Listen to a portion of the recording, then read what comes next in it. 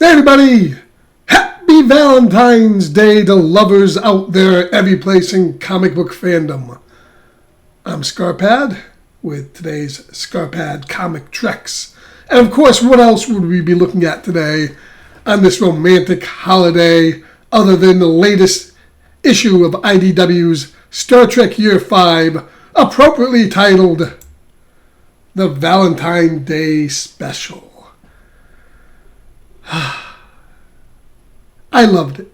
What a fantastic book. IDW is hitting it out of the park with this latest series from Star Trek Year 5 that details the adventures of Captain Kirk and his crew on the final year of the 5-year mission that we never saw on television. The main book is doing fantastic, and the special, I loved it, because it covers the last year of the Starship Enterprise's mission, and it deals with a romance for Captain Kirk. Geez, a romance for Captain Kirk. But yes, Captain Kirk falls in love, and he finally finds someone who is his equal, a Starship Commander. This issue is written by Paul Cornell, with Christopher Jones doing the artwork, and it details a mission, really a shore leave that the Enterprise takes up on an undisclosed planet where he meets a starship captain. Well, he doesn't know when he meets her at first that she's a starship captain named Laura Roan, and she's the captain of the USS Drake, which is a Miranda-class starship, I believe. And of course, they hit it off. The usual banter goes back and forth between Kirk and the lead captain. Fantastic dialogue here. It strikes a chord. It's very reminiscent of Shatner and Star Trek, especially in the original series years. The artwork in this book is fantastic. These guys have a very nice relationship, and they treat each other as equals, respecting the fact that they're both Starship Commanders and all the power that this inters. And of course, the typical things happen to them when they're on shore leave. They get in the middle of a kidnapping plot. Now, these plots are little points in the story just to kind of drive the romance. So they're not really gotten into in depth. They witness a kidnapping of a crew member. They solve that issue, and of course that leads them into this relationship. And they fall, there's a lot of shagging that goes on in this book. In between every single ordeal, every single mission, they're back in bed. They meet up again 6 months later, as the story says here, during a incursion of Nausicaan pirates in the Federation space. And the Enterprise comes to the aid of the Drake. And of course, both captains don't want to be interfered by the other. She takes great umbrance in the fact that Kirk swoops in and saves the day, being Captain Kirk. And of course, he says, "Well, I couldn't notify you. I'm going to swoop in and save the day, because then the pirates would hear me, and they can't have that happening." So of course, after that, they wind up back in the sack. We get this little montage, Kirk dancing up there. I love that. Rock climbing, that's very Kirk. But they have a great relationship here. I buy it. Every minute of this, I buy it. It's well drawn. It's very well executed. And the story jumps around in years. Eventually, something happens that has to have Kirk kind of search his whole ideology of being a starship captain and what that means to him. And of course, what is that? She proposes to him. If I buy it, she asks Kirk to marry her, very 23rd century. And I buy this, hook, line, and sinker. And of course, this starts Kirk into a whole tailspin, but I like what comes next. And this is something that would come in the series. Kirk confides in his friends. And there's scenes where he talks to McCoy, talks to Spock for their advice of what he should do. The mission of the Enterprise is coming to an end. They'll be putting back in the dock shortly for a refit.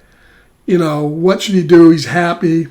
And these are nice scenes. These are great scenes. I love that panel up there where you got the McCoy and Spock on both ends with Kirk in the middle. Excellent. Of course, and the next thing he does is very surprising, but also a great plot point. He goes and talks to Kale Marcus.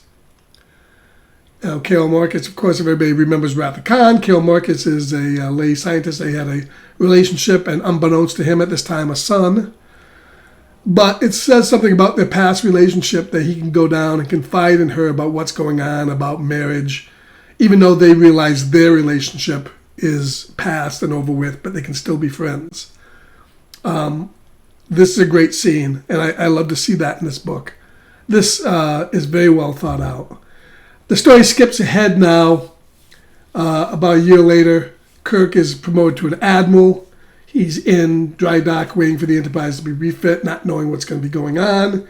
And a crisis hits. And a crisis hits that a black hole has opened up in front of Earth, and it's going to swallow Earth. It's a cataclysmic event that could be happening. And, of course, the Drake is the only one that couldn't solve the day because they're in also getting a refit at the time, the only ship within reach. And it's determined that the only thing that's going to make this black hole come in on itself is a warp core implosion. Now, this is what I tend to, I'm being an old timer, what I tend to say is the Bonanza paradox, in that every time Little Joe, Haas, and Adam, and they did this a lot, fell in love and were going to get married, the bride would go and croak or get killed, get trampled by a horse, something would happen. So I'm immediately thinking, okay, I know what's coming up. This woman's dead. And it kind of is what happens. The Drake has to save the planet. So she's such a headstrong captain. She goes in and says, I understand what I got to do. Just give the word, Admiral. And he knows what's going to happen. But he doesn't hesitate. He has to save Earth. The word is given. And the Drake, along with all her crew, are lost. So I could have teletyped that. But they put a spin on it. And that's what's nice. Is 15 years down the road, Kirk is getting a commendation. This is, I think, probably around the Star Trek V time era, Star Trek VI. And just like Janeway in Voyager, Captain Roan finds her way home with her crew after 15 years. He finds out and he goes back to her. And somehow she's got this weird crystal thing in her eye. The ship is all encompassed in crystal. Something's happened on the way back. They don't really explain what that is. But they get back together. She now is being promoted to Admiral. He's just been demoted back to Captain. Reversal of what's happening. That's a nice twist in the story.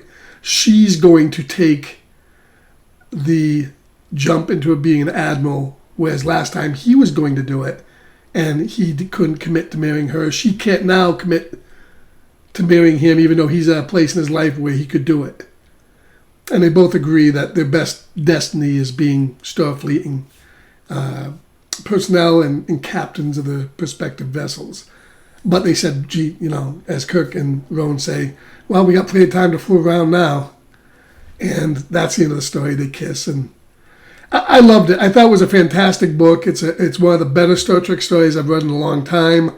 It's very true to the source material. The artwork is fantastic. The characters are great. I love this book.